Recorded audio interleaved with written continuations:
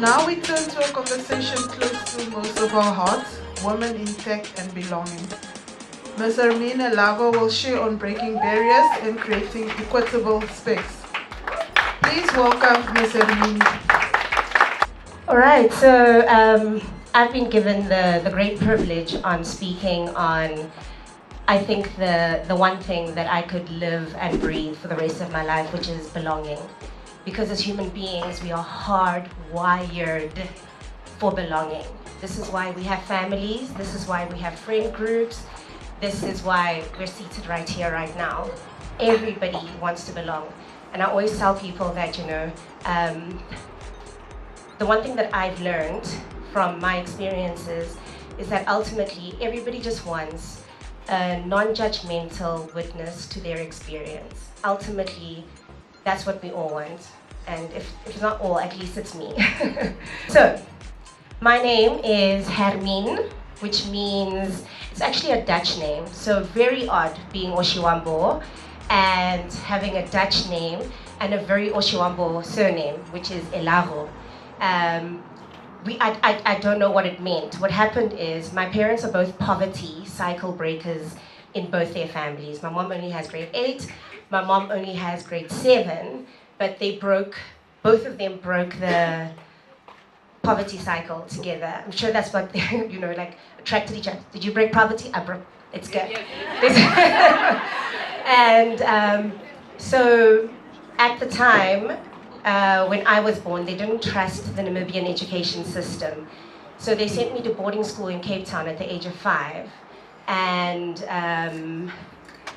they felt that if I had a name that was palatable to certain spaces, that it would be easier to be accepted in certain spaces, hence the whole belonging thing. My second name is Megameno, which means under God's protection. My third name is Ndapwa, which means I am complete. So it's the messenger who's under God's protection is complete, and Elago means lucky.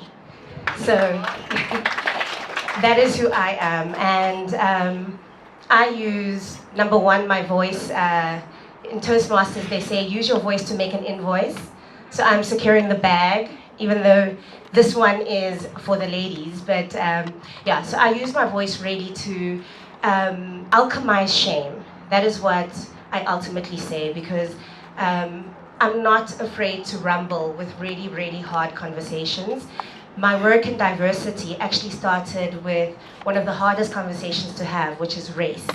And but when these things are done with psychological safety, and when we understand that it's not you versus me, I'm going to use Vanessa as my example because she's cool like that. But when we understand that it's not you and me versus each other, it's both of us versus this invisible thing that we're all kind of born into, and we don't have a name for it, and we don't have language for it and voice for it, so it's easier for me to attack Vanessa than it is to attack this invisible thing. So what I really try and do is give voice to these invisible things, to understand that it's never another human being that you're fighting, because when that person dies, you're going to find the next one. And then it's going to be Pete Pompies. It's always going to be someone else until we all understand that it's the elephant in the room. I'm piggybacking a little bit off of the panel discussion that just happened. Sima is probably one of my favorite people in the world. So Sima and I met, when was that TEDx? He's not here right now. But he did a TEDx talk, and I was the MC at that particular talk. And after I heard him speak, I was like, we have to work together. The one thing I've been hearing a lot is people saying, I want to speak for. And I'm like, I don't want to speak for anyone. I want to amplify the voices of the people who are living that experience. Like, let them speak for themselves, And I have an invisible disability, so I was going to say diagnosed, but I walk alongside ADHD and chronic depression. So I'm a vibe at parties, invite me. Invite me and my sadness, we'll come together. So initially I was misdiagnosed with bipolar 2, and after, you know how the mental health journey is, it's like, oh, it's bipolar, then it's and then eventually what the psychologist and I have settled on is ADHD and chronic depression. I'm just a sad, sad girl, but a really happy, sad girl. So, this is me at a school called St. Cyprian's. We're called the Girls in Blue. So I went to a all-girls, elite, predominantly white boarding house in Cape Town at the foot of Table Mountain. So when I say foot, it means when you're on the sports field, you look, that Table Mountain was like our background, right? So a lot of people are like, you were so privileged. And I'm like, oh, it's such a heavy privilege to carry. Because number one, self-abandonment and rejection issues, like right here. But number two is when I went to St. Cyprian's, the school was very British. So I was a black Oshiwambo girl who could only speak Afrikaans and Oshiwambo. And if you go to very British schools, they don't really even speak a lot of Afrikaans, you know? So I would stay up late at night reading so that I could teach myself how to speak English a little bit faster.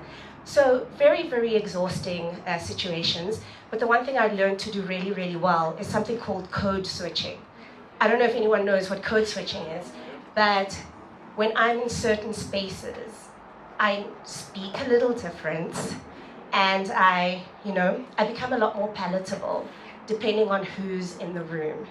So to a degree, it's almost like you get exhausted because you're not really yourself. You're just being the self that is most accepted in the room. I'm going to fast forward because I've set a timer for myself. I can talk. And then this is one of my first jobs. I worked at the Republican, so I know words like rechtskennisgewing. But that was the team that I worked with. And as you can see, I'm the only black person in the room once again. And it's this thing where, and especially in Namibia, there is a lot of conversation around, but we don't really experience it here. Yes, we do, we just don't talk about it here. We just don't, because we live in silos. You know, generally Afrikaans people stay together, Oshiwambo people stay together. So if you live in a silo, you don't actually know that there is an issue until an incident happens, like an essay, and we start burning everything down, which I truly believe the people that we are would never come to that. But it is there, it's in the background, and it's doing this the whole entire time. And if we just give language to it and understand that it can be done safely, it's all good. Okay, moving along swiftly. So that is where my passion for belonging came from. So you know how with the LGBTQ plus movement, it was first like LGB, then it was LGBT, and then it was LGBTQ, and now it's just the alphabet mafia, right? Because it's just like, let's just make it easy, alphabet mafia. And so with DEI, initially I said, I am a DEI consultant, but more things are also getting added to it. When I started working with SEMA, it is diversity, equity, inclusion, but also access. And then there's the matter of justice, making right what isn't right. And then my favorite, which is what I'm going to speak on when I finally do, and then I'll have 3 minutes to do it on, is belonging, ultimately. Because all of this is so that this happens, you know, and I'll just keep going. So one of my favorite authors and speakers in the world is Dr. Brené Brown, and she really rumbles with this kind of stuff, and about connection, and speaking about the things that separate you and I. But she said, belonging is the innate human desire to be part of something larger than us. We all want to be a part of something. Like, I know that when I am really, really chronically depressed and I'm unable to human, I can feel that the depression gets so much worse the more isolated I am, because human connection is deeply healing. And it has to carry over into workplaces as well. So what's at stake when it comes to belonging? Tech shapes our world, we all know this, but not everyone is shaping tech. So there is no way to avoid it. We live in, my PowerPoint presentation is basic, because tech is really not my thing. I need help when it comes to that. So it's like, the old school PowerPoints, it's like, really, that's why I keep it black and white, because I'm like, I don't have those moving things or anything. But ultimately, if every single person isn't represented, then we don't really get to hear every voice when it comes to how we're shaping tech. I actually wanted to share a story. Beyonce, she was busy having negotiations about like a sponsorship, and I think it was between Adidas and Nike, and she attended meetings with both of them. And she walked into the room, I don't know which one it was, so please don't quote me, but I think she walked into the room at Nike, and she walked out immediately, and she said, it's definitely not this room. And she walked into the Adidas room. Yes, she's with Adidas. She walked into the Adidas room, and she said yes, and the only difference was, in the Nike room, it was just white men at the table, and she said, I did not see myself there. And that's why she chose to walk away. So we need to be able to see ourselves in tech and in the way that it's being shaped. We remain underrepresented in tech roles and in leadership. Yes, we've got shining stars. Whenever I speak about privilege, etc., then you always hear, but what about Beyonce and Patrice Motsepe? I'm like, it's two people. What about the 500,000 people in Havana? It's never that. It's always like, what about Beyonce? I'm like, So inclusion without belonging leads to attrition and lost potential. And basically what that means is, when we're just including people because we need to check box, what happens is people understand that I'm just being tolerated. We all understand tokenism, right? When you are there as a token, we have to have X number of people. So let's take Hermien and Vanessa, because they mark those spots instead of actually belonging. So they just need you to merely be present. And what happens is, it's not a deeper connection that happens, and you're not truly accepted. So what happens with people who are a token, or who are just put into place to tick a box, is they disengage. They don't fully participate, and they ultimately end up leaving. Because if I'm not fully appreciated, I'm not going to bring all of myself into the space. It's short, there's like 3 more left. So what does real belonging look like? When it comes to empowerment, it's women leading teams, shaping strategy and driving change. Not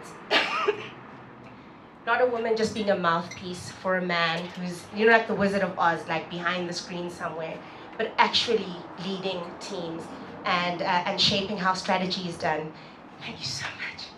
Now I know why everybody likes you, Sonia. Then it's a matter of safety, a culture where women feel heard, respected, and safe to speak up. I hardly ever raise my voice, and I was in a meeting the other day, and it was it had nothing to do with DEI or whatever, but it was basically 2 men that I was speaking to, and because I'm very, very good when it comes to my boundaries, and I could feel that my boundaries were being dishonored, and I could feel that I was being greatly manipulated. And so the more I maintained my boundaries, and I maintained my voice at this level, the more they wanted to act as though I was screaming and shouting so that I could be crazy and loud for the sake of their inability to handle that I'm remaining calm, and they've done every last thing to unsettle me. And I refuse to be unsettled. So the first thing is, I'll first try and get my way. When you can't get your way, it's, I have to paint you as something that you're not. And eventually, I just walked out of that room because I was just like, I don't actually belong here. You want me to be something that I'm not, and if I can't be that, you want me to be that angry black woman, that narrative will then make everything that you're doing to me acceptable, and it's not. And then with leadership, diversity in decision-making and leadership roles, and support for women. Because what happens is, tokenism sometimes happens, or inclusion, but then there's no support for this woman who's been put into place, or the women who have been put into these places. And what ends up happening is they fail. And they'll say, but you see, We made the team diverse, but you didn't give this person the support that they needed to be able to succeed. And then actionable steps for change look like this. Audit and reassess company policies to uncover and eliminate bias. We all carry bias. I know for a fact, I carry a lot of bias. And it's in very, very different places. And I even carry bias around black people who aren't like me. There's something called they, them, us. So I was speaking to one of my colleagues, and she felt really, really safe to say it. And she says, I realized after, we had this conversation that there was this one colleague, I'm not going to name them by name, but she was like, she basically said that she gets frustrated when she speaks to the certain colleague because, number one, he doesn't speak English well. So as a result, he's a little bit slower. And as a result, she gets frustrated. But I'm not like them. I'm a little bit more like her. So I'm a little bit more palatable, because I speak. There we go. All of those things we mumbled, we'll go with that, But even I carry that bias, and I had to break it as well. I absolutely had to break it. And I was telling somebody that I carry internalized racism. When I go for a walk in the mornings and black men come up behind me, I will sooner be hit by a car trying to get across the road than continue walking. And it's a hard thing to admit to a crowd of people that I carry this, but I do. But if like white men come up from behind, I'm like, I'm safe.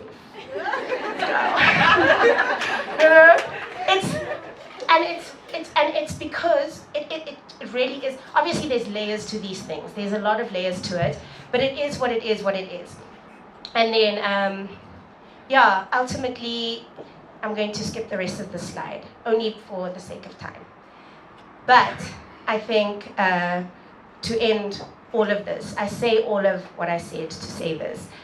Dear leader, organization, and women in tech, to leaders, empower women by fostering inclusive, supportive cultures.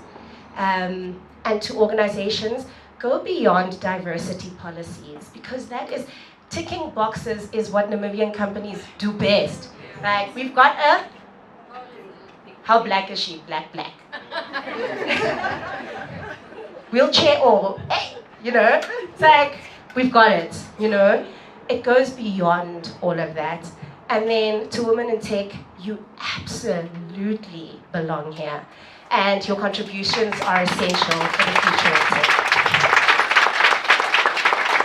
So I just want to comment, Hermien, before you go, be brave. It's a known fact that all serial killers from the male species are white.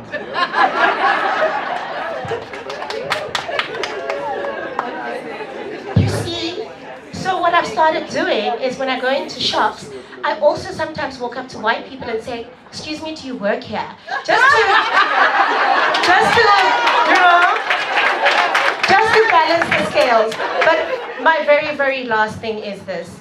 To all of us, it's so imperative that we be brave. We can have these conversations without fighting when we understand that it is never you versus me. Whether you believe in the Bible, whether you don't believe in the Bible, that whole scripture, it's like, we don't fight against flesh and blood, it's against the bars. Absolute bars. It's like, somebody should be rapping that. Because it's never you and me. It's always you and me versus something. It's experiences. It's where we grew up. And some of these things we had absolutely no choice in. And some of these things can happen to us as well. And when Sima and I did a presentation at Altava and List, we titled it The Same 24 Hours, because people keep saying, but we all have the same 24 hours. We do not. When Sima and I are getting ready for these presentations, I don't have to worry about whether I'm putting on pink pants and a purple top, because I can see the clothes I'm putting on. And Sima really, like, I feel like the more I work with him, the more my vision absolutely increases. We were putting together a presentation the one time, and I sent him a Word document. I said, quickly, and I was like, whoa. Because it's so easy to anyone else to be like, just quickly read through this and tell me what you... And I was like, so just quickly. And I was like, okay, there we have it. But ultimately, it's really, really important that we be brave and that we don't speak for people, that we amplify their voices and let them speak for themselves. My name is Hermien and I am complete.